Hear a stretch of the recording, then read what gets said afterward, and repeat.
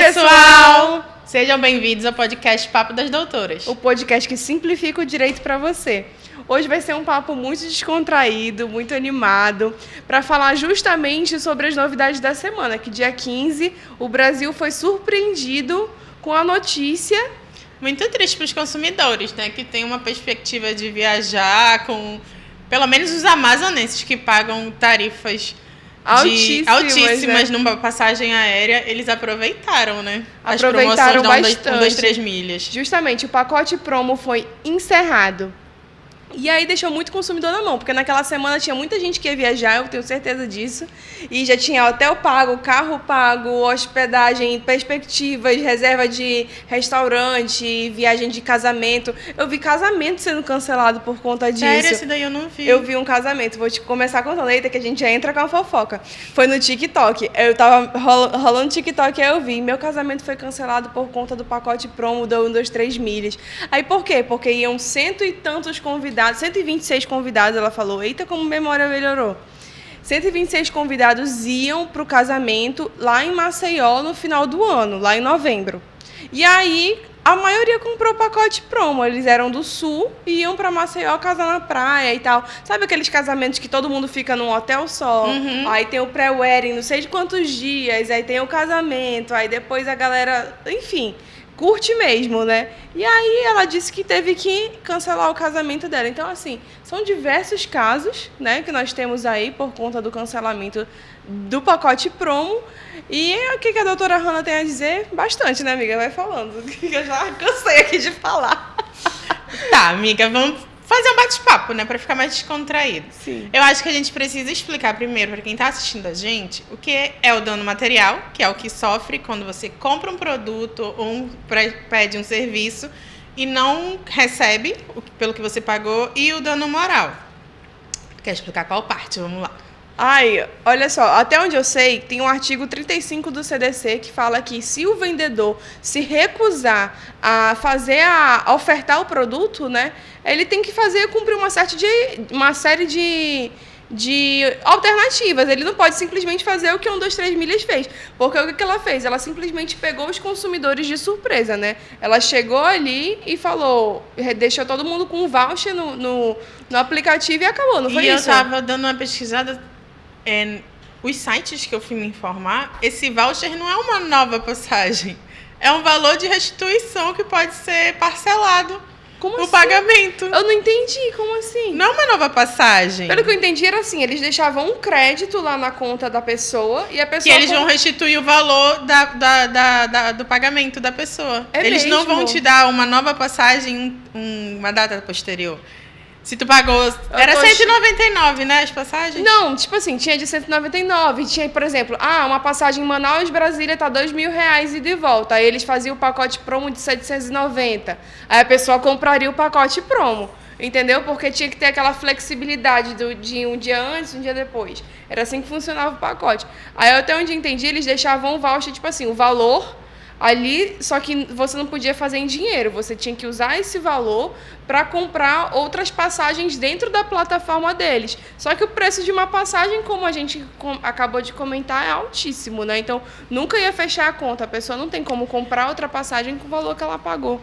Já vi passagem daqui para o Nordeste de 2.000, trecho. Principalmente final de ano. Final de ano tá uma tristeza. E aí, eles devolveram para todo mundo de forma unilateral. Eles não devolveram ainda, eles vão fazer uma devolução programada. Programada? Então, tipo assim, a pessoa ficou abandonada. Ao Léo. Meu Deus do céu, que luta. Mas sabe o que é? Vamos ler o artigo 35, amiga, que a gente vai... lá do Código Civil. Gente, a gente vai ler esse artigo porque vocês vão entender absolutamente tudo a partir de agora. Do CDC, porque não amiga. existe... Isso, eu falei Código Civil. Não, desculpa, é Código de Defesa do Consumidor. É porque tem o Código Civil, a gente vai falar sobre dano moral e dano material daqui a pouco. Mas, a princípio, a gente tem que entender o que embasa esse dano moral e esse dano material. Porque quando o fornecedor, o vendedor, ali é uma relação de consumo, não deixa de ser. Lê que tu lê melhor, tu lê lindo, tua voz é linda. Moça, tu vai cortar essa parte. Vai não, vai direto. Não, vai, amiga. Assim tu me deixou nervosa. Eu vou tomar uma água, isso sim. Ai. Cadê?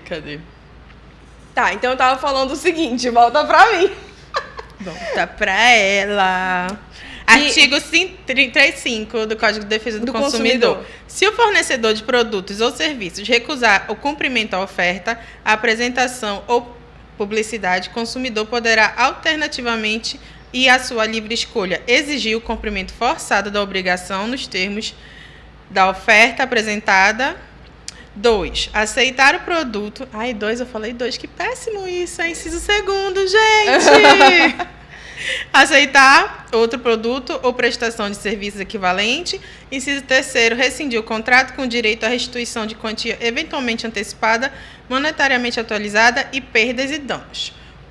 Então, é isso que a gente tira, né? A gente extrai esse artigo e ali abre o precedente. Porque o que está acontecendo? Eles fizeram a rescisão unilateral e só deram uma opção para o consumidor. A gente se baseia no 35 do CDC, junta ele com 86 do Código Civil, né, que é a previsão do dano moral, porque além do dano material, tendo em vista que a pessoa desembolsou para comprar um produto e na hora de receber esse produto não recebeu, ficou e não teve outras prejudicado, alternativas.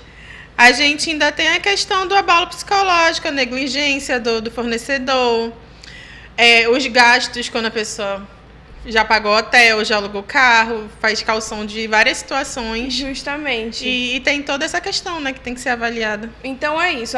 Tem muita gente falando, porque eu vou entrar com uma ação contra 123 milhas e vou receber alguma coisa. Gente, tem muita gente indo no Procon também. Eu iria orientar isso. Eu orientaria isso. É necessário fazer reclamação no Procon. Tem aquele portal do Governo Federal, Consumidor Gov. Reclama na plataforma do Reclame Aqui, que tem muitas empresas que não gostam desse tipo de denúncia e tentam viabilizar. Mas é importante também recorrer ao judiciário, né? Porque eu já vi vários casos de outros advogados informando que nesse primeiro momento, porque eles pediram recuperação judicial ontem, né? Sim. Dia 29 do 8. Dia 29 do 8. Vamos já falar sobre essa pauta. Que quando os juízes estão identificando o curto período entre o dano que ia ocorrer e a atitude de 123 milhas, eles estão fazendo cumprimento forçado de eles emitir uma passagem. Sim. E garantir o direito do consumidor. Justamente. Por exemplo, o consumidor tem uma passagem para daqui a 3 dias. Aí ele entra em plantão judicial para pedir uma liminar, né, para tentar conseguir a emissão daquela passagem. Então, assim, tem muita gente conseguindo, mas também tem gente que até agora não está saindo decisão nenhuma, porque o próprio judiciário foi pego de surpresa e ainda não tem um comportamento, assim, que a gente pode falar, olha, a decisão, o entendimento do juiz é esse. A gente se baseia... O judiciário está abarrotado. Isso, o judiciário... Eu dei uma pesquisada, já tem mais de 51 mil ações. Justamente, contra parece 123 milhas. Que era, tipo assim, várias ações a cada 4 horas, de remessas em remessas eles estavam fazendo. Por isso que eles estão tirando para analisar pelo menos os julgados que já tem de outros estados. Eles só estão forçando a empresa a fornecer passagem para quem estava com viagens até 50 dias do ocorrido de agora. Sim. Eles estão dando prazo para a empresa se manifestar com passagens que tem 60, 70 dias para acontecer ainda. Porque é isso que eu ia comentar contigo. Tem muita gente que comprou a passagem para viajar em 2024, para viajar em 2025, por conta do valor barato. Mas a gente acredita que isso não Eu acredito sair, que essa entendeu? série de cancelamentos dos últimos 6 meses deste ano irão acarretar problemas para as passagens futuras, porque vamos combinar.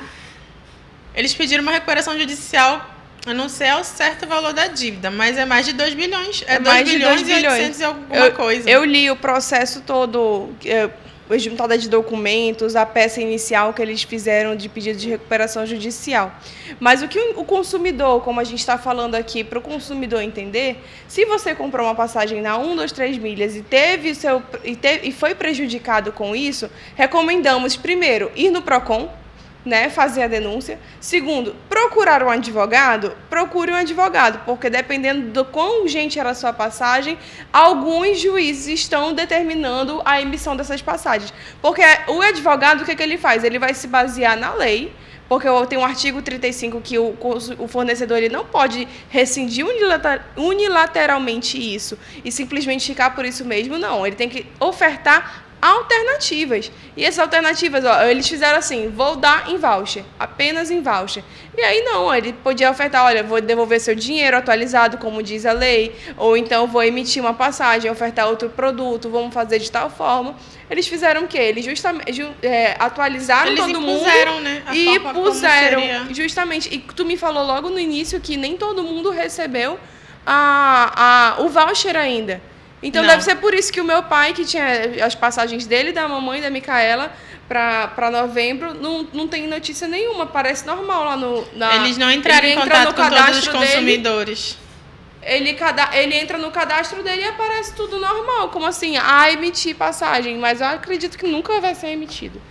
Impossível isso acontecer.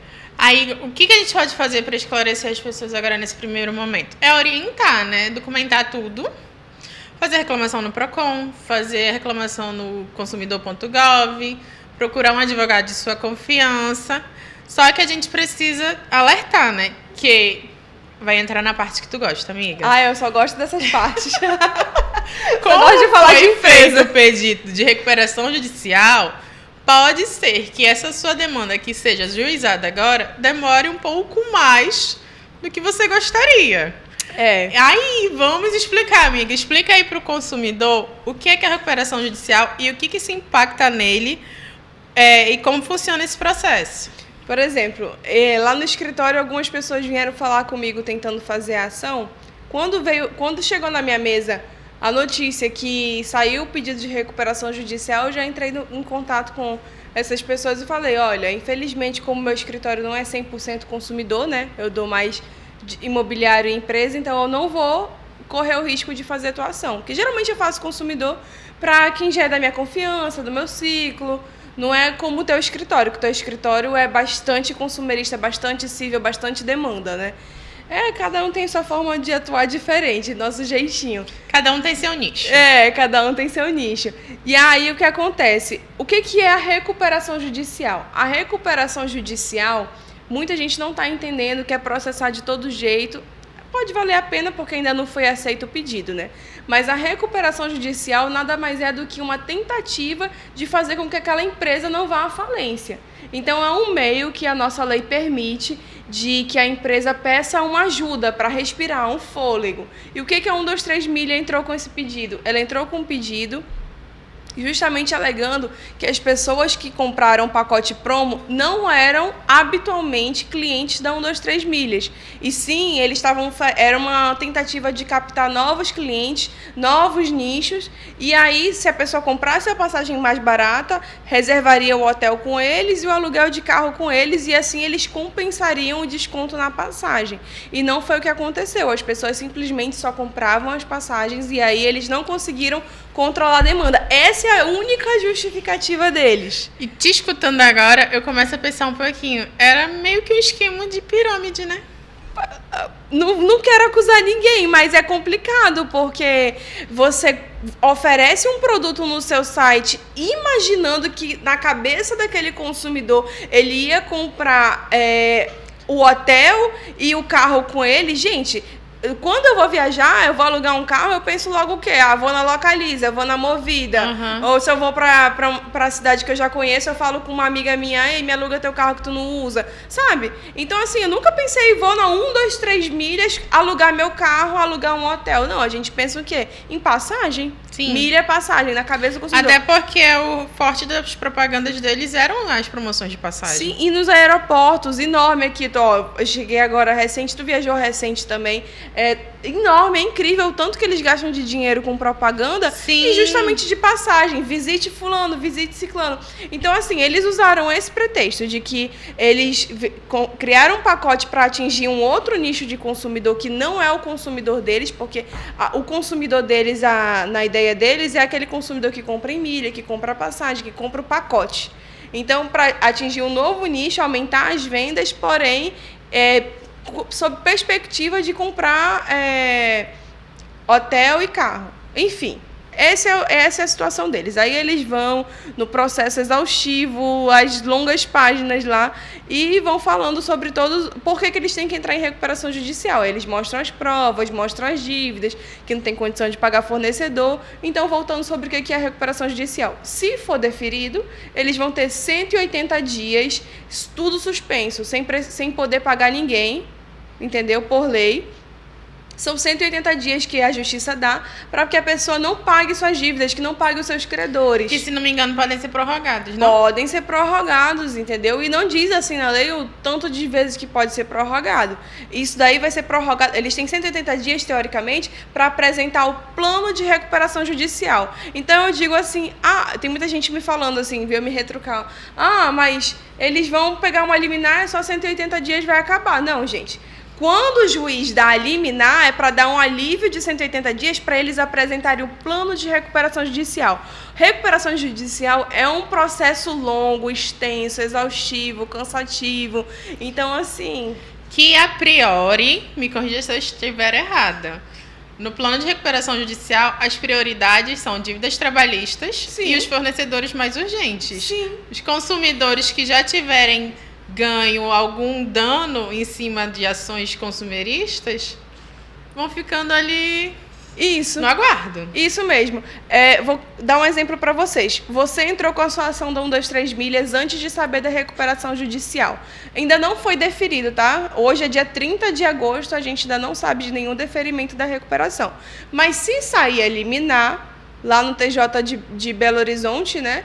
Lá de Minas Gerais, se sair a liminar, a 123 milhas vai ficar 180 dias isenta de fazer qualquer coisa, de pagar qualquer credor. Não vão poder executar, bloquear a conta, exigir pagamento. Aí, nesse período, eles vão ter que apresentar um plano de recuperação judicial. O que é isso? É uma forma de como que eles pretendem pagar esses credores. Se eles não conseguirem apresentar, o juiz pode prorrogar o prazo. Enfim, depois que o plano for para aprovação, os credores vão entrar e se habilitar nos autos. Não concordo com isso, transforma aquilo. E quem não se habilitar nos autos vai perder, vai teoricamente estar concordando com os termos da recuperação.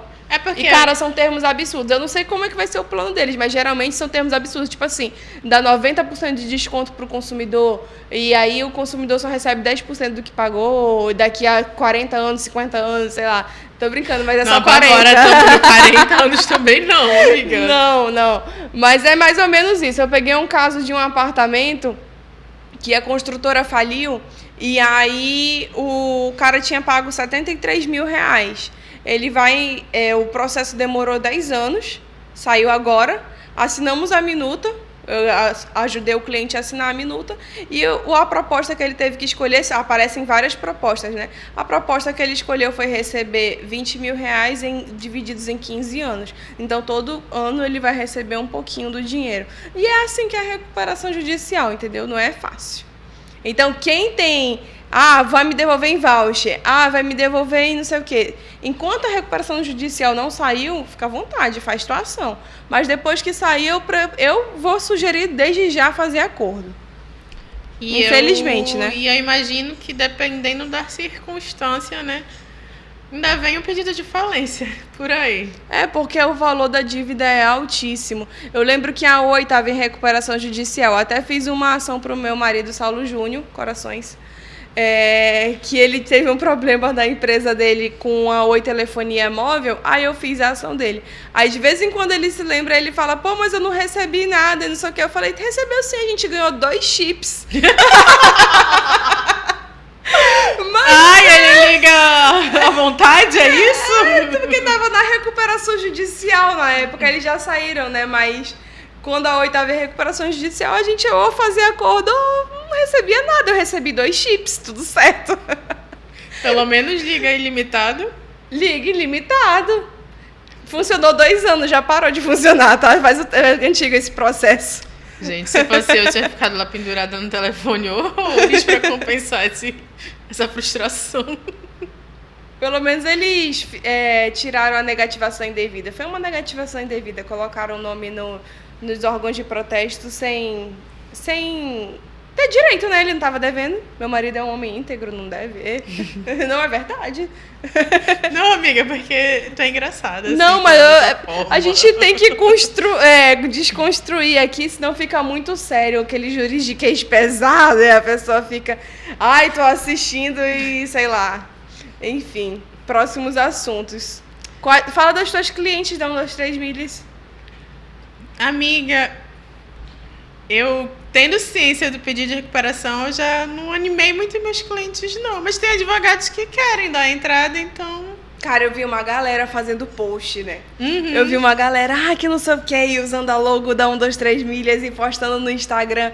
Aí eu falei, cara, eu não vou animar pra fazer post disso, não. Primeiro que eu não sou do consumidor 100%. E segundo que está me cheirando a falência. Aí tu lembra que ontem, dia 29, gente, vamos contextualizar. O negócio da 1, 2, 3 milhas saiu ontem. Ontem tava eu e Hannah no fórum, resolvendo nossos problemas pessoais. Pessoais não, amiga. É que a gente, quando pega o caso de um cliente que a gente tem um respeito, a gente veste a camisa, entendeu? Literalmente. Eu só descanso quando eu resolvo o problema do cliente. Por aí vai.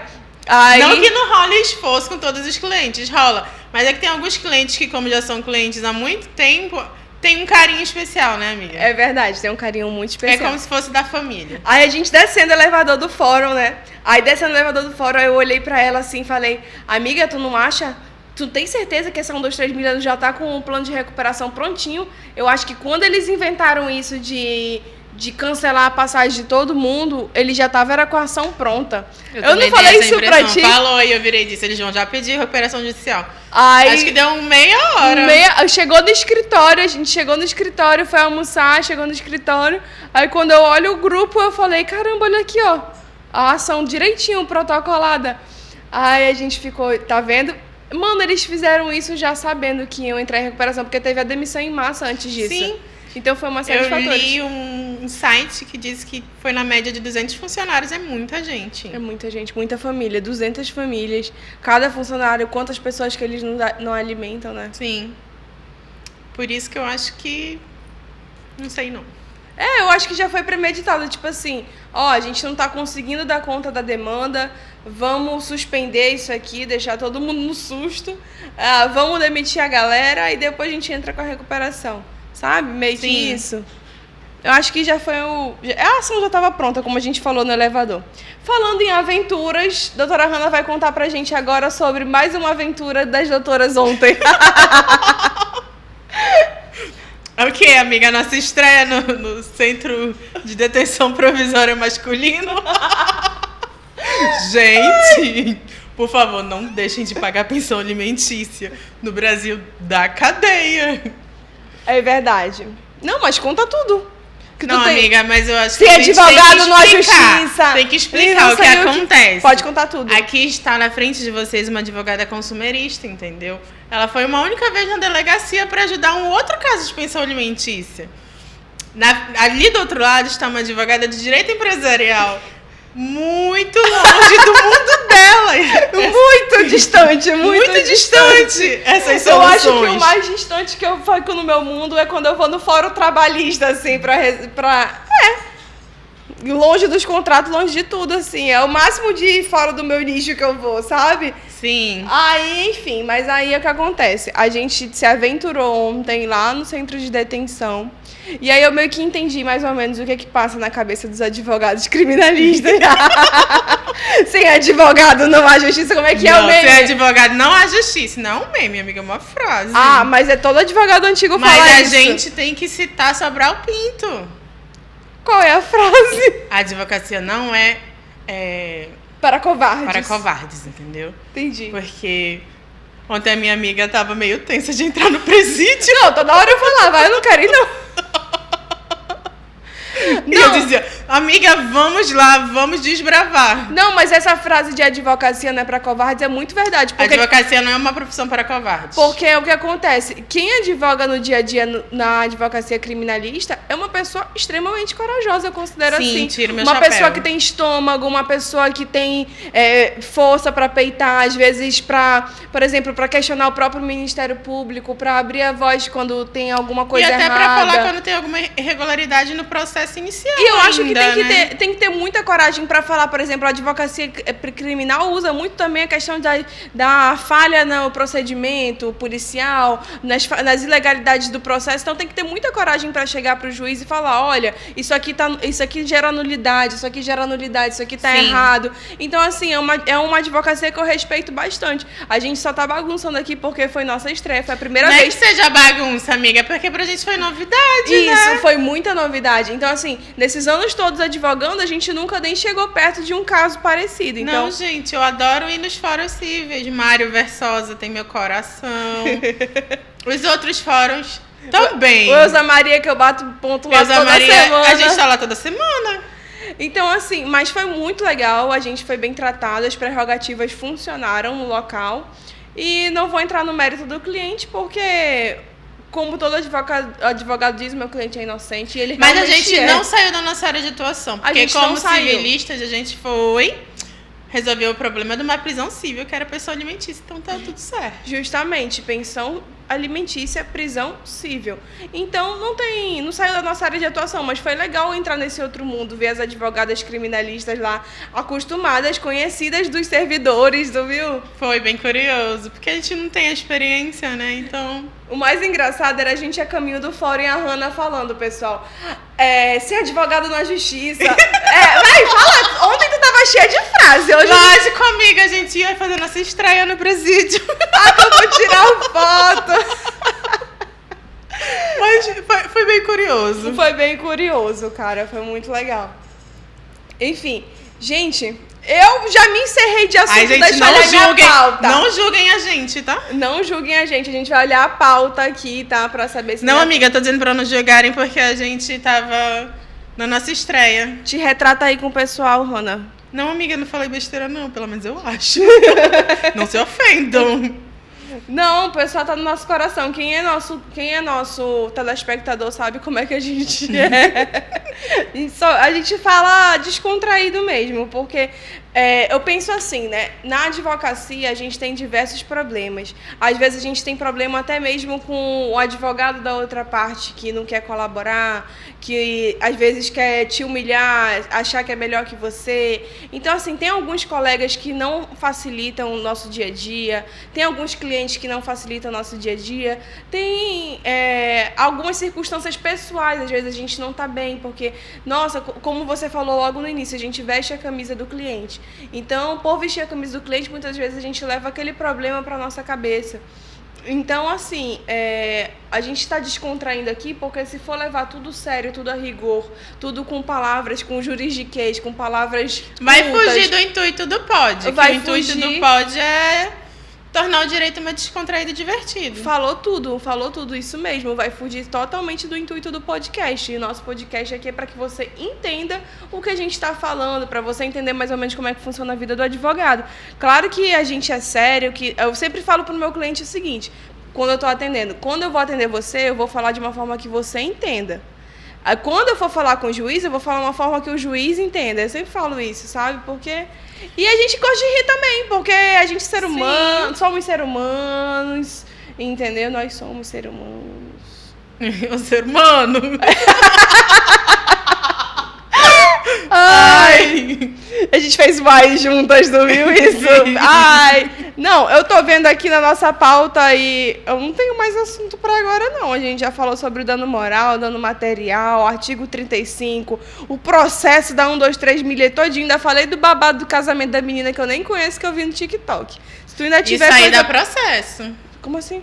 Amiga, o casamento dela, o trauma, o constrangimento, todo ocorrido. Eu pensei que ia dar processo pra mim. Eu falei, gente... Não, amiga, eu tô pensando na noiva. Eu tô vivendo o problema da noiva. Então, o advogado, ele vive o problema dos outros, entendeu? Então, conta um pouco pra gente o problema da noiva, amiga. Amiga, quem viu foi tu. Eu só tô imaginando Não, aqui. mas, por exemplo, nesse caso de hotel reservado, de pagamento de buffet, pagamento de cerimonial... Entra todo o dano material e moral. O problema é ela conseguir receber isso. O problema é conseguir receber e o problema é que cada...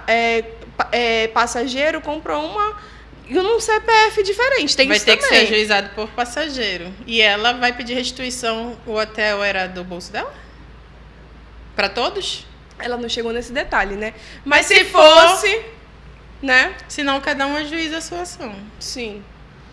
Pessoal, é isso. Se despede do povo, Hannah. Amiga, espero que vocês não julguem a nossa descontração. Achem divertido e assistam o próximo episódio. É sobre. Gente, muito obrigada por estar aqui, por acompanhar até esse minuto. Nós agradecemos. Qualquer dúvida pode mandar no nosso Instagram, no nosso perfil pessoal. Pode comentar esse vídeo aqui no YouTube também, porque nós vamos estar respondendo e nós amamos receber as perguntas, as indicações, indicação de convidado, enfim, tudo que vocês mais gostam aqui no podcast. Muito obrigada por ter assistido até agora. Então é isso, gente. Tchau, pessoal. Tchau, pessoal.